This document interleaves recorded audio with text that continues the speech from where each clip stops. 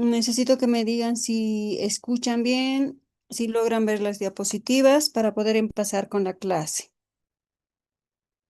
Buenos días, doctora. Sí se ve y se escucha.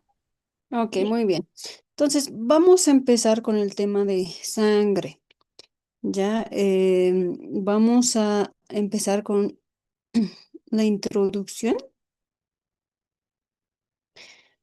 Como introducción, debemos de saber que la sangre también es denominada tejido sanguíneo, que se clasifica como un tejido, o sea, que como un tejido conjuntivo especializado,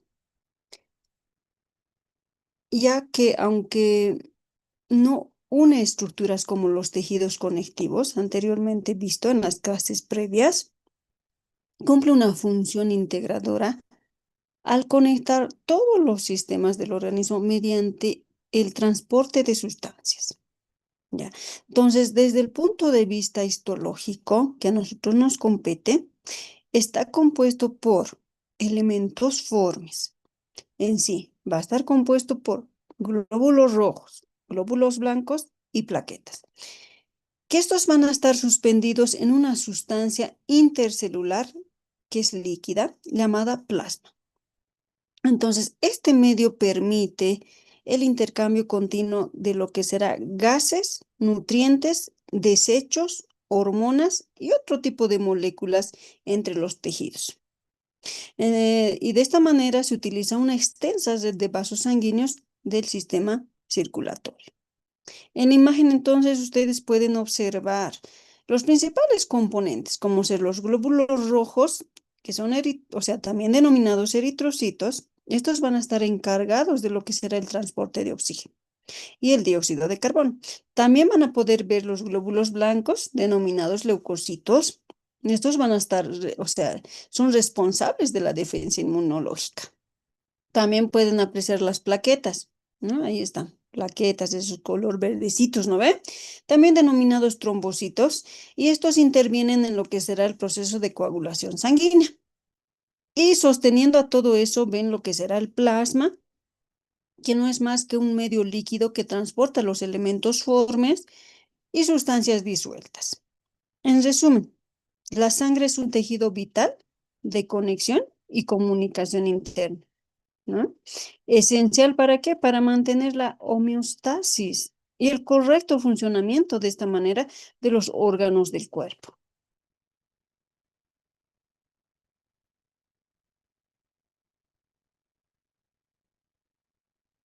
Ahora vamos a hablar de lo que serán las generalidades de la sangre. Vamos a hablar de los aspectos fundamentales del origen y la composición de la sangre, desde un punto de vista histológico.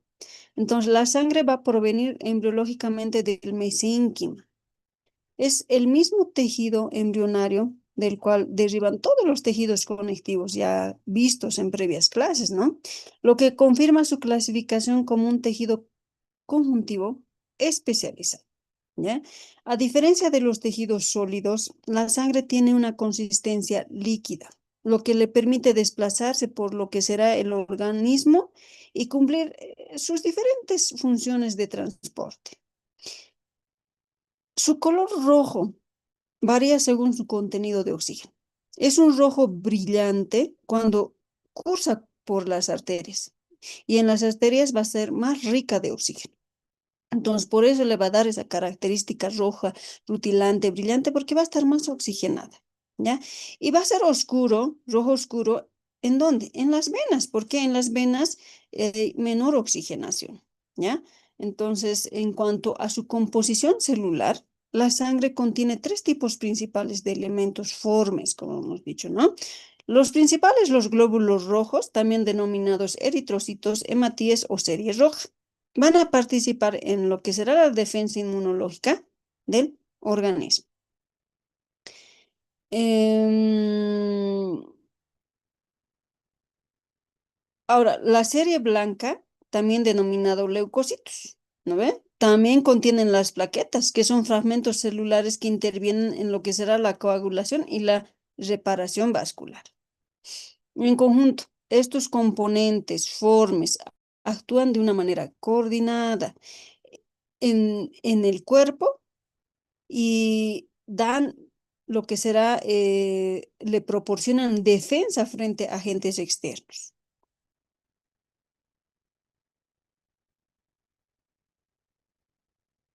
Ahora vamos a hablar específicamente de los eritrocitos.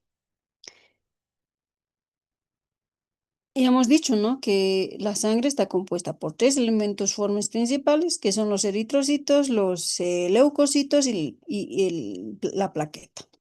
Vamos a hablar específicamente de las características principales del eritrocito ahora, también denominadas glóbulos rojos o hematíes, ¿no?, que son las células más numerosas de la sangre, ¿ya? Mucho ojo con eso. Desde el punto de vista histológico, los eritrocitos se van a formar en la médula ósea roja, dentro de los huesos largos y extremos de, o sea, más que todo, ¿no? También en los huesos planos. ¿A partir de qué? De la célula madre hematopoyética. La principal función de este eritrocito es transportar oxígeno y dióxido de carbono, gracias a la presencia de la hemoglobina, que no es más que una proteína con alto contenido de hierro.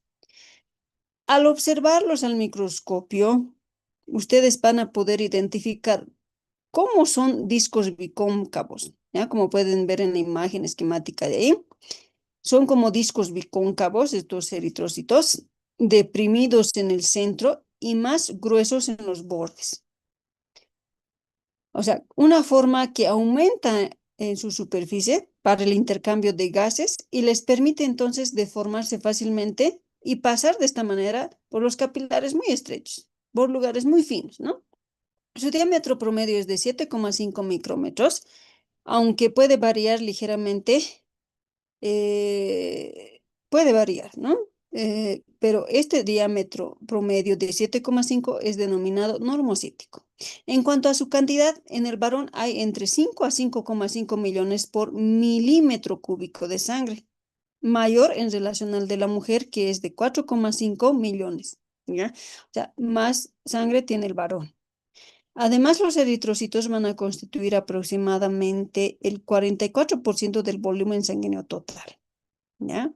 Valor conocido como, denominado como hematocrito, en el recuento o sea, de células, en el hemograma completo, ¿ya? Ahora, en la imagen nuevamente les recalco, ustedes aprecian la forma bicóncava del eritrocito, o sea, que es normal, comparada con una vista en corte que permite observar su depresión central, ¿no?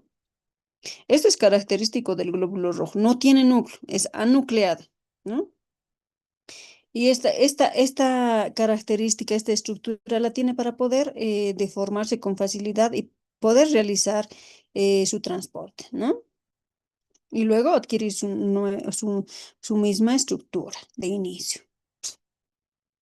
Ahora hablamos específicamente de la estructura de la membrana del eritrocito y cómo su organización le va a permitir mantener su forma y su flexibilidad. Van a darse de cuenta con esta imagen.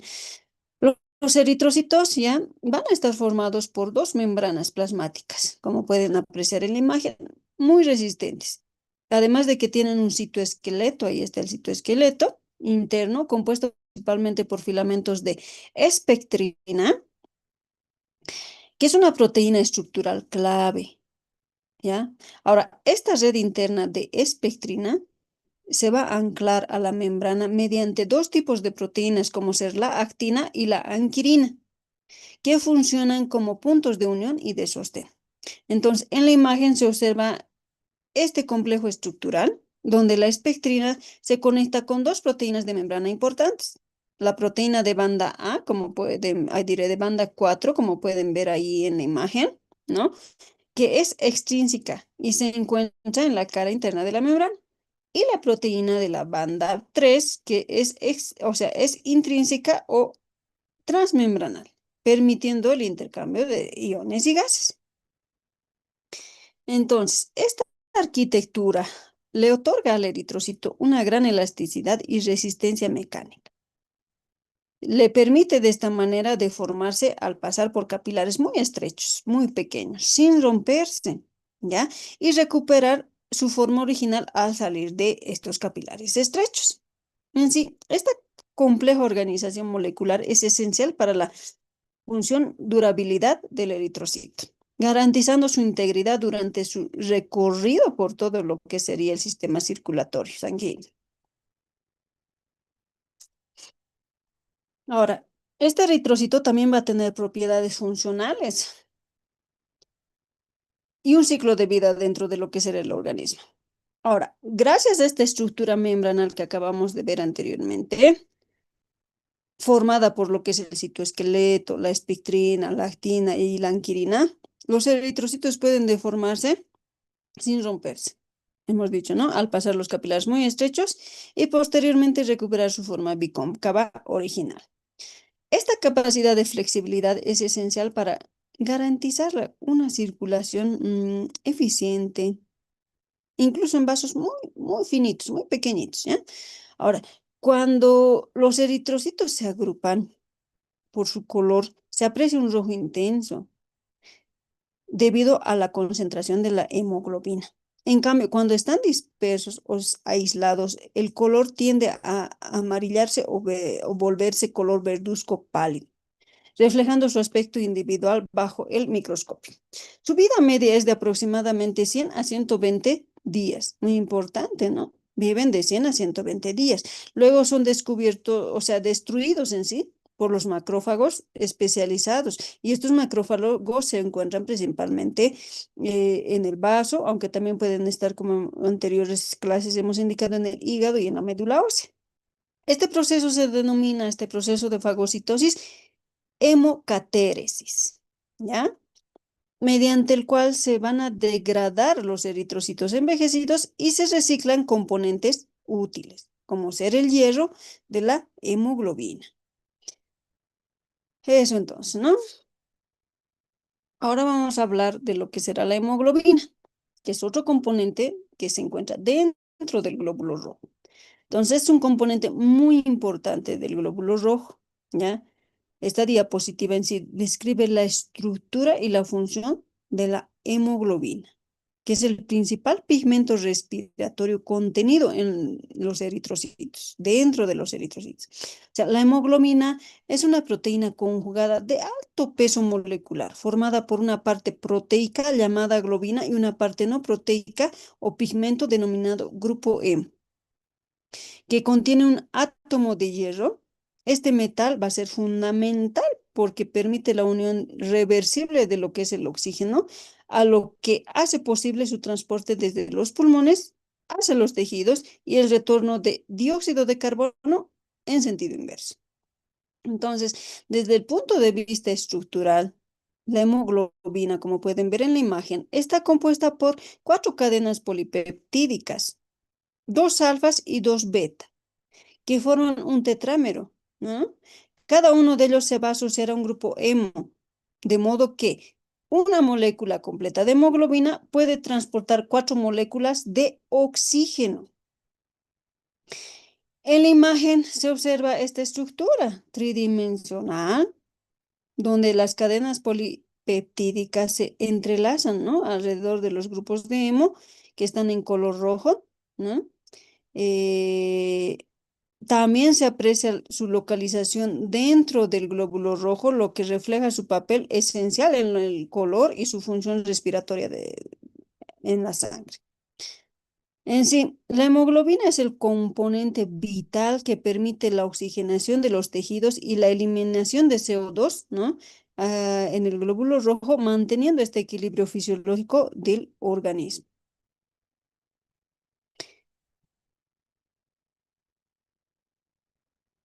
Ahora vamos a hablar de la función de los eritrocitos. En esta diapositiva se explica la función principal de estos eritrocitos, que no es más que el transporte de gases respiratorios a nivel pulmonar y los tejidos del cuerpo. Aquí ven en la imagen, a nivel pulmonar, ven un corte, o sea, ven el alveolo y el capilar. ¿Cómo es el intercambio de oxígeno y CO2, ¿no? El intercambio gaseoso. Entonces, los eritrocitos van a contener hemoglobina, que es una proteína que se une de manera reversible al oxígeno y al dióxido de carbono. y de esta manera permite que otros gases se movilicen de forma eficiente por la sangre. Entonces, en los pulmones la hemoglobina capta oxígeno y forma lo que será la oxihemoglobina, lo que da a la sangre su característica o sea, característico color rojo brillante, porque está muy oxigenado. Luego, en los tejidos corporales, la hemoglobina libera el oxígeno. ¿Para qué? Para que las células lo utilicen en sus procesos, ya sean metabólicos, y al mismo tiempo puede también recoger el dióxido de carbono a nivel tisular. Y de esta manera genera el producto de desecho, ¿ya? Ahora, este CO2 va a ser transportado de dos maneras. Una parte se une directamente a la hemoglobina, formando la carbaminohemoglobina, y la otra parte se transforma en bicarbonato dentro del eritrocito mediante la enzima anidrasa carbónica, lo que va a facilitar su transporte, ¿ya? Disuelto en el plasma. En la imagen ustedes no observan más que el proceso de intercambio gaseoso, el ingreso del oxígeno a la sangre en los pulmones y la liberación de CO2 en el mismo sitio, ¿no? Así como el recorrido inverso hacia los tejidos. En sí, los eritrocitos son vehículos, o sea, hagan de cuenta que son como vehículos biológicos de intercambio gaseoso. O sea, este proceso es indispensable para mantener la oxigenación celular y la eliminación de CO2, garantizando así de esta manera el equilibrio respiratorio en el organismo.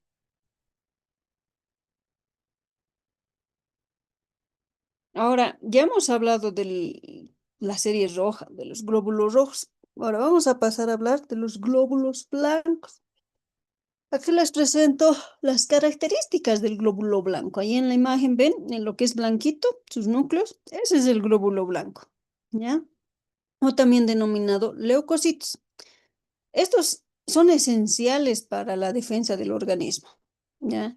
A diferencia de los eritrocitos, los leucocitos sí poseen un núcleo, como pueden ver, y organelos citoplasmáticos, lo que les permite realizar funciones metabólicas complejas de esta manera, relacionadas con la respuesta inmunológica.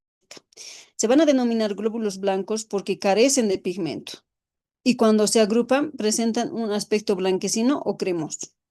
Ahora, en condiciones normales, la sangre humana contiene de 5.000 a 9.000 leucocitos por milímetro cúbico, aunque esta cantidad puede aumentar durante infecciones o procesos inflamatorios.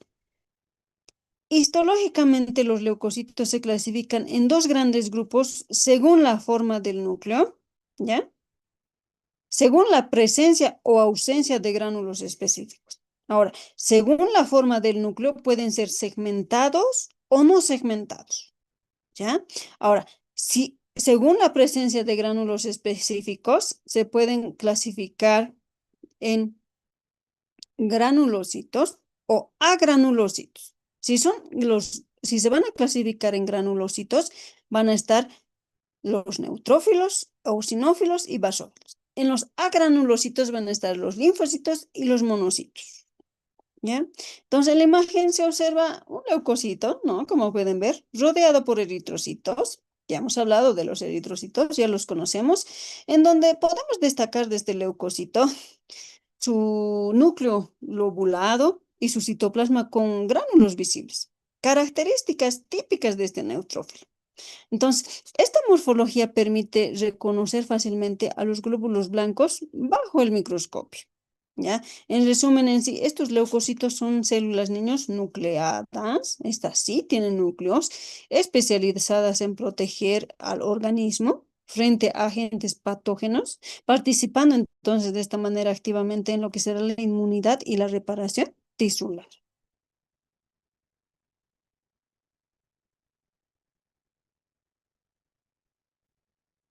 Vamos a hablar ahora de la clasificación histológica de los leucocitos. Ya hemos dicho que según su morfología nuclear y la presencia o ausencia de gránulos citoplasmáticos, vamos a poderlos clasificar, ¿no?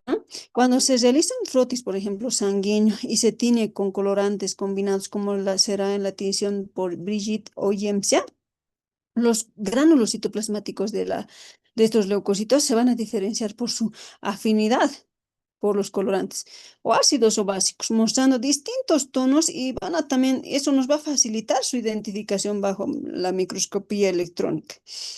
Entonces, de acuerdo a su estructura, estos leucocitos se van a dividir en dos grupos grandes, los polimorfonucleales o agranulocitos. ¿Qué quiere decir esto? Los polimorfonucleares o agranulocitos poseen núcleos lobulados y gránulos específicos. Entonces, ahí ven la imagen, ¿no? Que se tienen de diferentes colores según su tipo. Ahí vemos los neutrófilos, ahí está en la imagen los neutrófilos, que son gránulos finos, color neutro, los eosinófilos también, que son gránulos grandes, color rojo o tendencia anaranjada, ¿no? Ahí ven. Y los basófilos. Estos basófilos son grandes, oscuros, azulados o color purpúrica. Ahí está, ¿no? Más purpúrica que los demás. Ahora, también vamos a tener otra clasificación que son de los agranulocitos o mononucleares. ¿Qué quiere decir? Es presentan un núcleo único o ligeramente escotado, sin segmentación y su citoplasma carece de gránulos específicos. Y ahí, dentro de los agranulocitos, estarán pues los linfocitos, como pueden ver ahí en la imagen, un núcleo grande, ¿no? Único, no tiene granulocitos. Entonces, esa es la característica de los agranulocitos, en donde se encontrarán pues los linfocitos y los monocitos. Y ahí también ven al monocito, ¿no? Tanto linfocito como monocito tienen un núcleo único central y no tienen gránulos en su citoplasma. ¿Mm? En la imagen observan eso, ¿no? Los distintos tipos de leucocitos tenidos en un frotis sanguíneo, donde aparecen claramente las diferencias de forma nuclear y la coloración, o sea, granular. Sí, esta clasificación les va a permitir identificar las funciones defensivas específicas de cada tipo de leucocito en el sistema inmunológico. Ahora, dice que habrá un origen y maduración funcional de estos leucocitos. Las células fundamentales en los mecanismos de defensa del organismo, ¿no? Ahora, todos estos leucocitos se originan en la médula ósea roja, a partir de las células madres hematopoyéticas.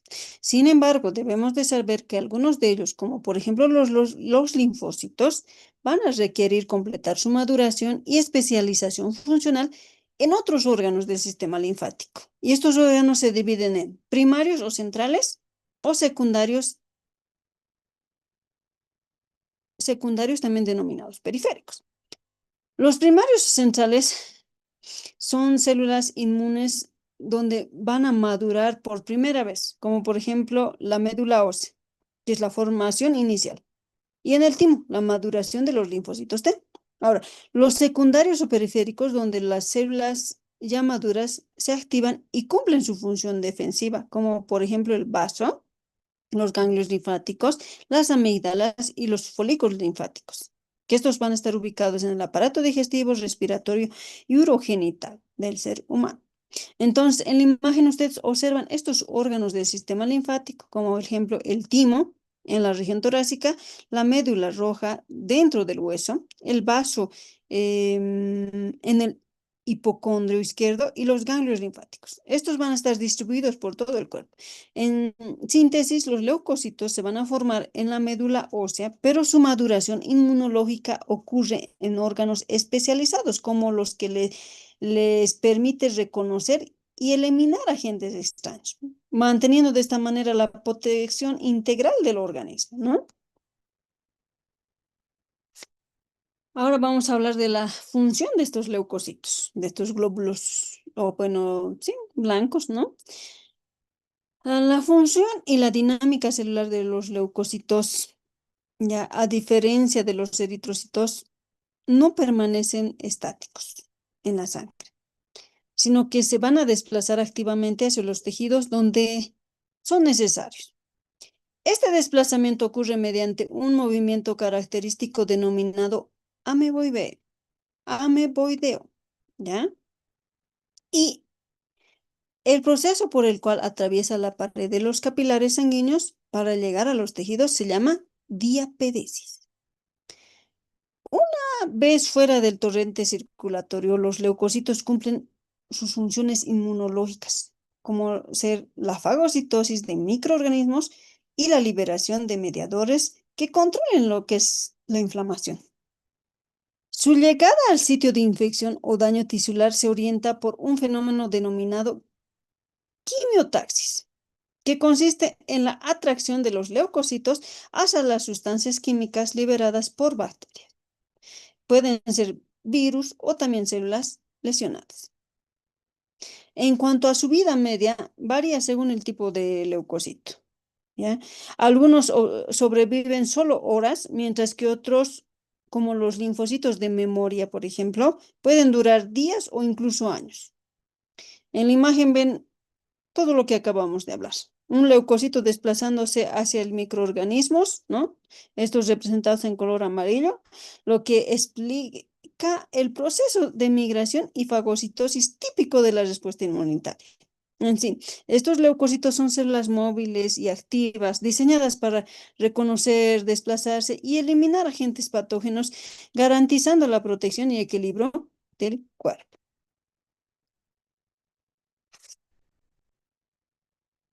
Ahora vamos a hablar de lo que serán los neutrófilos. Ya hemos dicho, ¿no? Ya hemos hablado de los glóbulos rojos, ahora estamos hablando de los glóbulos blancos y su clasificación grande, ¿no? Estos neutrófilos hemos dicho que son los granulocíticos, ¿no? Que tienen gránulos en su citoplasma y son, o sea, tienen multinucleados, ¿no? Entonces, estos neutrófilos, ya es una parte, una clasificación de los leucocitos, va a tener una característica morfológica y cuantitativa diferente, ¿no? Es diferente a cada subclasificación, ¿ya?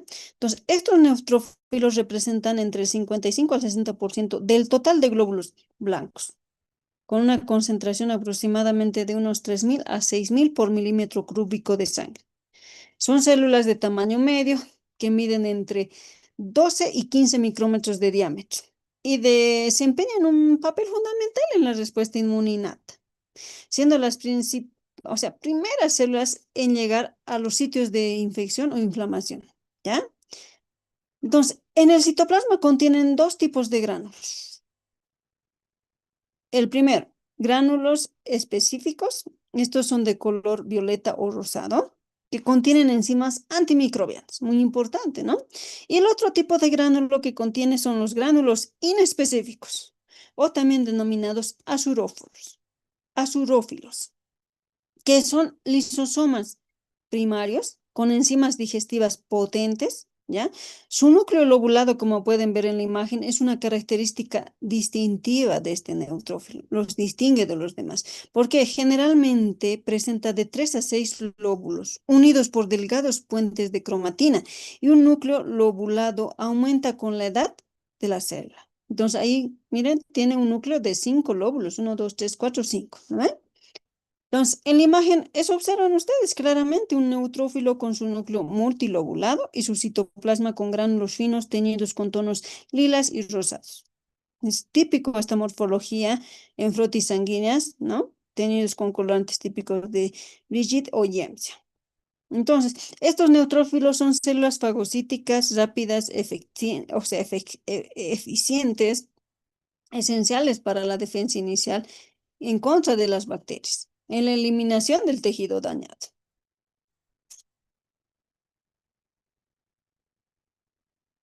Esta diapositiva explica el contenido y la función de los gránulos del citoplasma de los neutrófilos, que son elementos claves en la capacidad defensiva del sistema inmunitario. Estos neutrófilos poseen dos tipos principales de gránulos, nuevamente diciendo. Los específicos, ¿ya? Que van a contener una enzima no lisosómica, como fosfatasa alcalina, fosfolipasa, colagenasa, lactoferrina, fagocitina, lisosima, ¿no? Estas sustancias tienen entonces funciones bactericidas y antimicrobianas, ayudando a destruir microorganismos durante la fagocitosis y actúan principalmente fuera del lisosoma, debilitando las paredes bacterianas. Ahora, los gránulos azurófilos o primarios corresponden a lisosomas verdaderos que albergan enzimas como mieloperoxidasa, fosfatasa ácida, elastasa, catepsinasa y beta-glucuronidasa. Estos enzimas, o sea, son digestivas y muy potentes, capaces de destruir bacterias fagocíticas y restos celulares dentro del fagolisosoma. En la imagen ustedes pueden observar un neutrófilo, ¿no? Con su núcleo y gránulos citoplasmáticos teñidos en tonos violáceos, representando tanto o sea, tanto las características específicas como los gránulos azurófilos, ¿no? En sí, estos gránulos de los neutrófilos constituyen un componente químico que les otorga esta capacidad defensiva, ¿no? Permitiéndoles identificar, fagocitar y destruir agentes patógenos, lo que le convierte a esta célula en el o sea, en la primera defensa frente al sistema inmunitario innato. Ahora vamos a hablar de los neutrófilos. Los neutrófilos tienen una función defensiva. Continuamos de los neutrófilos, ¿no? Pero solamente que vamos a hablar de su función. Su función principal es defender, o sea, le brinda defensa al sistema inmune. Son las primeras células en responder ante una infección o lesión tisular, cuando ocurre un proceso infeccioso. Estos neutrófilos son atraídos por sustancias químicas. Estas sustancias químicas van a ser llamadas factores quimiotácticos, que son liberados por bacterias o por células dañadas en el tejido. Gracias a su movimiento ameboideo, va a atravesar las paredes capilares. Son procesos denominados llamados diapedesis, ¿no? Que hemos dicho anteriormente, y migran de esa manera hacia el sitio afectado. Una vez en el tejido, los neutrófilos van a emitir prolongaciones de citoplasma llamados pseudópodos para poder rodear y fagocitar, o sea, de esta manera ingerir al germen infectante, ya sea bacteria, virus u otro, ¿no? Lo ingiere dentro del neutrófilo de esta manera, al microorganismo, ¿no? ¿Y para qué? Para que ser simplemente destruido por enzimas bacterianas, ¿no? Estas enzimas bacterianas van a estar contenidas en los gránulos específicos o azurófilos, ¿no? Que degradan su estructura y neutralizan la infección. Ahora, en caso de infecciones intensas, los neutrófilos mueren en grandes cantidades, ¿ya? Cuando la infección es grave, es intensa, los neutrófilos van a morir también después de cumplir su función. Y esa acumulación de esos neutrófilos muertos, ¿ya? Bacterias y restos celulares en el sitio de la infección, va a originar una sustancia espesa y amarillenta llamada pus, que es característico de los procesos purulentos. Entonces, en las imágenes se observa el proceso de fagocitosis arriba, donde pueden ver, y la formación de pus en un foco infeccioso, pero ya en abajo. Miren, área infectada y el proceso infeccioso, donde se puede evidenciar la acumulación de neutrófilos muertos combatiendo con las bacterias, ¿no? Así, estos neutrófilos son las células centinelas de la inmunidad innata, especializada en reconocer, fagocitar y destruir microorganismos, ¿no? Siendo esenciales en la respuesta inflamatoria aguda de esta manera. Entonces, vamos a quedar aquí, como con todos los grupos, es hasta acá que tenemos que avanzar. Luego, nos vemos a la otra semana con la continuación de este tema. Me despido hasta el día jueves. Hasta luego, Liz. Hasta luego, doctora.